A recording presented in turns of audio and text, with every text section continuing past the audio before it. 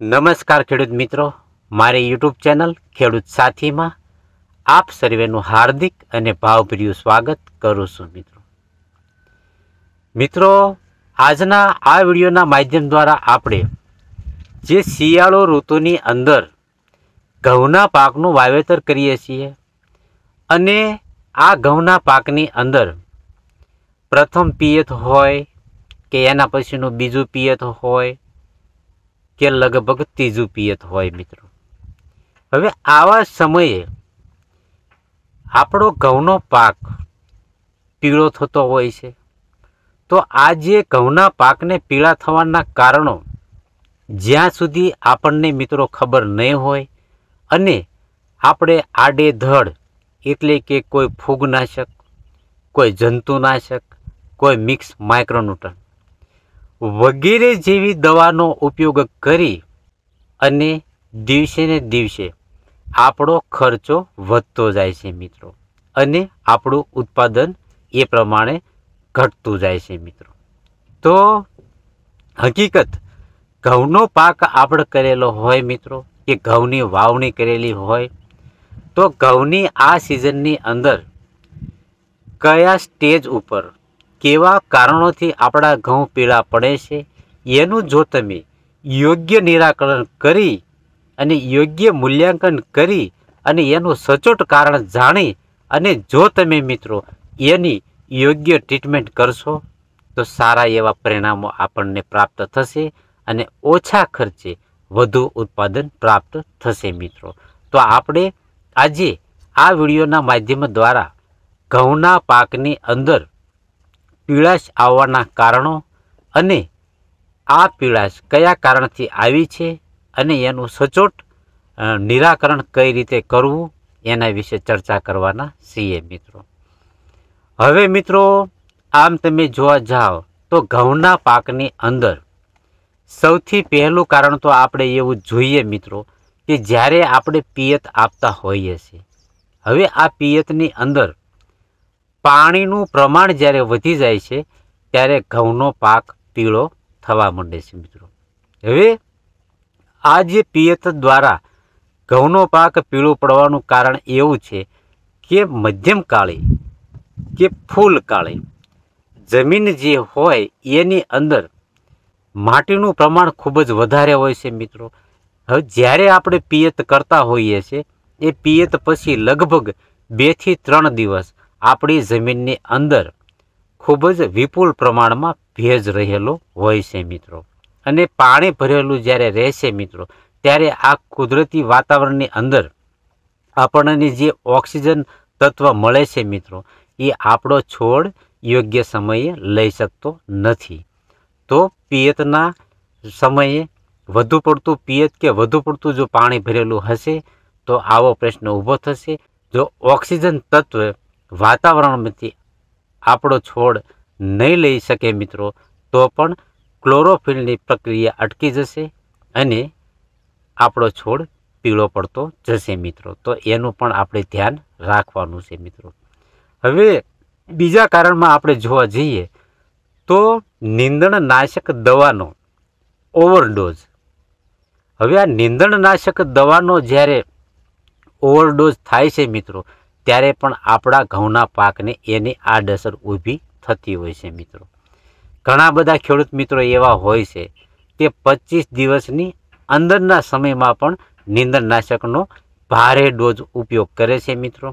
તો એના થકી આપણા પાકને આડઅસર થાય છે અને પણ પીળા થતા હોય છે મિત્રો. તો એ વાતનું પણ આપણે ધ્યાન રાખવાનું છે મિત્રો કે 25 દિવસ ઉપરનો જે છોડ થયો હોય અને મધ્યમ ડોઝવાળી કોઈ નીંદણનાશકનો ઉપયોગ કરશો તો સારા એવા પરિણામો પ્રાપ્ત થશે, જેના થકી આપણા ઘઉંનો છોડ નાનો હોય એ સમયે એને ખૂબ જ ઓછી આડઅસર થાય મિત્રો. હવે ત્રીજું કારણ એવું જોવા જઈએ મિત્રો કે આપણા ઘઉંના પાકની અંદર વાતાવરણીય જે ફેરફાર થતા હોય છે મિત્રો એના થકી પણ આપણને કે આપણા ઘઉંને આડઅસર ઊભી થતી હોય છે મિત્રો. વાતાવરણીય ફેરફારની અંદર જોવા જઈએ તો એક તો સતત લાંબા સમય સુધી વાદળછાયું વાતાવરણ રહે મિત્રો, તો એના દ્વારા પ્રકાશ સંશ્લેષણની ક્રિયા પણ ઓછી થતી હોય છે, જેના થકી આપણા છોડની અંદર કે મૂળિયાની અંદર કે મૂળિયાની આજુબાજુ પોષક તત્વો જે પડેલા હોય એ ગ્રહણ કરી શકતો નથી છોડવો. એના દ્વારા પણ આવા પ્રશ્નો ઊભા થાય છે મિત્રો. હવે ચોથું કારણ જોવા જઈએ મિત્રો, તો આપણો જે કોઈ પાક છે ઘઉંનો, એના મૂળિયામાં સડો બેઠેલો હોય તો પણ આવો પ્રશ્ન ઊભો થાય છે, અથવા તો ફૂગ લાગેલી હોય તો પણ આ પ્રશ્ન ઊભા થાય છે, અથવા તો જીવાત લાગેલી હોય તો પણ આવા પ્રશ્નો ઊભા થાય છે મિત્રો. હવે જો આપણા ઘઉંના પાકની અંદર મૂળિયામાં જો ફૂગ, જીવાત કે સડો બેઠેલો હોય તો આપણી જમીનની અંદર પૂરતા પ્રમાણમાં પોષક તત્વો પડેલા હોય તો પણ એ છોડવો લઈ શકતો નથી, જેના થકી પણ પીળાશ આવવાનું કારણ બની શકે છે મિત્રો. હવે મિત્રો ઘઉંના પાકની અંદર એક એવો પણ પ્રશ્ન છે કે 2.5 વીઘે એટલે કે 1 એકરે સ્પ્રેમાં આપણે 180 લીટર કે 160 લીટરની આજુબાજુનું સ્પ્રે દ્વારા છંટકાવ કરવાનો હોય છે મિત્રો. હવે એ જે સ્પ્રે દ્વારા જે પાણીનો છંટકાવ કરવાનો હોય છે મિત્રો, એ હકીકત ઘણા બધા ખેડૂત મિત્રો 100 લીટર સુધીનો સ્પ્રે કરે છે, જેના થકી આપણા પાકમાં એનું પ્રમાણ ઓછું મળે છે, તો પણ પીળા થવાના પ્રશ્નો આવી શકે છે મિત્રો. તો એનું પણ ધ્યાન રાખવાનું છે કે પ્રતિ એકરે મિત્રો આપણે પંપનું પ્રમાણ વધારવાનું છે મિત્રો. જેમ બને એમ પંપ જેટલા વધે અને 180 લીટર સુધીનું આપણે સ્પ્રે કરી શકીએ એવું પણ આપણે કાળજી રાખવાની છે મિત્રો. તો આવી રીતે ઘઉંના જે પીળા પડવાના કારણો છે એને તમે યોગ્ય રીતે સમજી અને તમે જો એને નિયંત્રણ કરવાના પગલાં ભરશો તો ઓછા ખર્ચે સારું એવું ઉત્પાદન મળશે મિત્રો. અને આડેધડ આપણો જે ખર્ચો થાય છે એમાં મિત્રો આપણો બચાવ થશે. તો એની પણ તકેદારી રાખવાની છે મિત્રો. હવે મિત્રો આપણા ઘઉંના પાકની અંદર મેં જે કારણો દર્શાવ્યા એમાંનું જે કારણ હોય એનું તમારે સાચું અને યોગ્ય મૂલ્યાંકન કરી અને પછી નિયંત્રણના પગલાં ભરો.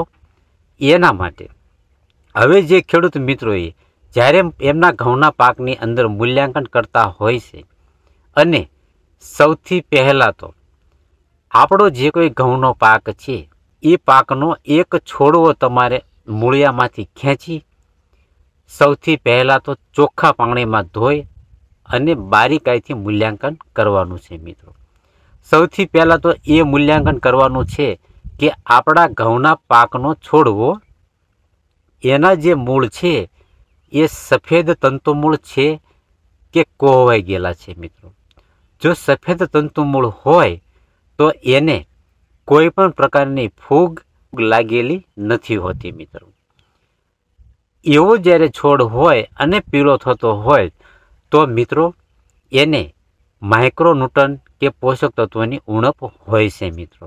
તો આપણે સારવારની અંદર માઇક્રોન્યુટ્રન જેવા કે ઝીંક છે, મેગ્નેશિયમ સલ્ફેટ છે અને નાઇટ્રોજન છે, આવા પોષક તત્વોની ઘઉંમાં ખૂબ જ ઉણપ રહેતી હોય છે મિત્રો. તો આવા પોષક તત્વોનો તમે છંટકાવ પણ કરી શકો છો અને પિયતમાં પણ આપીને એની પૂર્તિ કરી શકો છો મિત્રો. તો એનું પણ તમારે ધ્યાન રાખવાનું છે મિત્રો. હવે જ્યારે આપણા છોડનું જે મૂળ છે એ મિત્રો ફૂગગ્રસ્ત થઈ ગયેલું હોય, એમાં કોહવારો કે સડો આવી ગયેલો હોય મિત્રો, અને એમાં તમને ઝીણી ઝીણી જીવાત દેખાતી હોય તો તમારે એ રીતે પિયતમાં દેવાનું હોય તો એમાં તમારે ફૂગનાશક અને જંતુનાશક અને એની સાથે યુરિયા, એટલે કે યુરિયા જે પ્રમાણમાં તમારું માપ હોય લગભગ પ્રતિ વીઘે 8 કિલો 10 કિલો જે પ્રમાણે તમે યુરિયા દેવાના હોય મિત્રો, એ પ્રમાણે યુરિયા અને એની સાથે ફિપ્રોનિલ 0.3% ગ્રેન્યુઅલ ફોર્મમાં સારી એવી કંપનીનું ખરીદશો અને એ તમે પ્રતિ એકરે એટલે કે 2.5 વીઘે 5 કિલો લેખે દેવાનું છે. તો મિત્રો એ તમે આપશો જંતુનાશક માટે, અને જંતુનાશકની સાથે ફૂગનાશક સાફ પાવડર જો તમે આપશો તો પણ સારા એવા પરિણામો પ્રાપ્ત થશે મિત્રો. સાફની અંદર કાર્બેન્ડિઝમ અને મેન્કોજેબ આવેલા છે મિત્રો. તો એ પણ તમે 2.5 વીઘે લગભગ 500 થી 600 ગ્રામનું માપ રાખશો તો પણ ચાલશે મિત્રો. તો એની પણ તમારે તકેદારી રાખવી. હવે મિત્રો, જે ખેડૂત મિત્રો પિયત દ્વારા જંતુનાશક અને ફૂગનાશકનું નિયંત્રણ કરવા ન માગતા હોય અને ઉપરથી સ્પ્રે દ્વારા નિયંત્રણ કરવા માગતા હોય તેવા ખેડૂત મિત્રોએ સૌથી પહેલાં તો ખાસ 2.5 વીઘાએ 180 લીટર પાણીનું સ્પ્રે કરવાનો છે મિત્રો. એટલે કે 2.5 વીઘાની અંદર બને એટલા ઝાઝા પંપ થાય એની કાળજી રાખશો અને ઘાટો સ્પ્રે કરશો તો સારા એવા પરિણામો પ્રાપ્ત થશે મિત્રો. હવે મિત્રો, જો તમે સ્પ્રે કરવા માગતા હોય તો જંતુનાશક તરીકે ઇમિડાક્લોપ્રિડ 17.8% SL આવે છે મિત્રો. એ તમે 2.5 વીઘાએ એટલે કે 180 લીટર પાણીમાં 100 ml નું માપ રાખી અને તમે જો છંટકાવ કરશો તો સારા એવા પરિણામો પ્રાપ્ત થશે. અને એની સાથે સાફ પાવડર એટલે કે કાર્બેન્ડિઝમ અને મેન્કોજેબ એનો તમે ઉપયોગ કરશો તો પણ સારા એવા પરિણામો પ્રાપ્ત થશે મિત્રો. સાફનું માપ તમારે પ્રતિ લીટર 2 ગ્રામનું રાખવાનું રહેશે મિત્રો, જેના થકી આપણા પાકની અંદર સારું એવું નિયંત્રણ થઈ જશે મિત્રો. હવે મિત્રો, આપણા દ્વારા આપણા ઘઉંના પાકની અંદર મૂલ્યાંકન કરતા આપણને મૂળિયા દ્વારા એવું જાણવા મળે છે કે આપણા ઘઉંના પાકનું મૂળિયું એકદમ સફેદ હોય અને પૂરેપૂરો આજુબાજુના માઇક્રોન્યુટન ખેંચી શકે એવી કન્ડિશન હોય મિત્રો, અને પીળા પડતા હોય અને આપણા ઘઉંના પાકની અંદર ફૂગ દેખાતી ન હોય, સડો દેખાતો ન હોય અને જંતુ દેખાતા ન હોય તેવા ખેડૂત મિત્રોએ જો માઇક્રોન્યુટન એટલે કે ઝીંક છે, બોરોન છે, મેગ્નેશિયમ છે, નાઇટ્રોજન છે જેવા તત્વોની જો ઉણપ દેખાતી હોય તો ઉપરથી સ્પ્રેમાં એવા ખેડૂત મિત્રોએ મિક્સ માઇક્રોન્યુટન જે ગ્રેડ 4 આવે છે મિત્રો એનો ઉપયોગ કરવાનો છે. એ તમારે પ્રતિ પંપની અંદર 15 ગ્રામનું માપ રાખવાનું છે મિત્રો. એની સાથે ચિલેટેડ ઝીંક જે 12% આવે છે અથવા તો 39.5% આવે છે મિત્રો. અને એની સાથે ઇફકોનું જે સાગરિકા આવે છે મિત્રો એ તમે પ્રતિ પંપની અંદર 50 ml નું માપ રાખીને છંટકાવ કરશો તો પણ સારા એવા પરિણામો. અને એની સાથે બોરોન 20% જે આવે છે મિત્રો એ તમે પ્રતિ પંપની અંદર 15 ગ્રામનું માપ રાખશો તો પણ આપણા ઘઉંના પાકમાં પીળાશ દૂર થઈ જશે મિત્રો. તો એનો પણ તમે સ્પ્રે કરી શકશો મિત્રો. પરંતુ ખાસ એ વાતનું ધ્યાન રાખવાનું છે કે આપણા ઘઉંના પાકમાં પીળાશ પડવાનું કારણ શું છે મિત્રો. તો આવી રીતે તમે ઉપયોગ કરશો તો સારા એવા પરિણામો પ્રાપ્ત થશે મિત્રો. હવે આમ તમે જોવા જાઓ તો ઘઉંની અંદર ઝીંકની ઉણપ હોય મિત્રો. હવે આ ઝીંકની ઉણપ હોય ત્યારે તમે પિયતની અંદર જે ટેકનોજેડ આવે છે જેની અંદર 14% ઝીંક અને 67% સલ્ફર એનો તમે બીજા પિયતની અંદર ઉપયોગ કરશો તો પણ સારું એવું પરિણામ પ્રાપ્ત થશે મિત્રો. નાઇટ્રોજન 10 થી 12 કિલો અથવા તો 8 કિલો જે રીતે તમે આપતા હોય એ અને એની સાથે ટેકનોજેડ જે આવે છે મિત્રો એનો તમે ઉપયોગ કરશો. 2.5 વીઘે લગભગ 4 કિલોનો ઉપયોગ કરશો તો પણ આપણા પાકમાં ઝીંકની પૂર્તિ થઈ જશે મિત્રો. તો આવી રીતે પણ તમે આપણા ઘઉંના પાકમાં જો ઝીંકની ઉણપ હોય તો એ પણ તમે દૂર કરી શકશો મિત્રો. મિત્રો, આમ તમે જોવા જાઓ તો ઘઉંના પાકની અંદર જો જૂનું પાન હોય અને જો પીળું પડતું હોય તો આપણે એવું અનુમાન લગાવવાનું છે કે હકીકત નાઇટ્રોજનની એને ઉણપ છે મિત્રો. તો નાઇટ્રોજન આપવું અને જો નવું પાન પીળું પડતું હોય તો માઇક્રોન્યુટનની ઉણપ હોઈ શકે છે મિત્રો, જેમાં ઝીંકની પણ ઉણપ હોઈ શકે છે. તો આવી રીતે તમે મિક્સ માઇક્રોન્યુટનનો ઉપરથી છંટકાવ કરશો તો પણ સારા એવા પરિણામો પ્રાપ્ત થશે મિત્રો. તો મિત્રો, મારી આવી અવનવી સાચી અને સચોટ માહિતી જો તમને મળેલી હોય તો મારી યુટ્યુબ ચેનલ ખેડૂત સાથીને તમે સબસ્ક્રાઈબ કરજો અને લાઈક કરજો મિત્રો. હસ્તુ.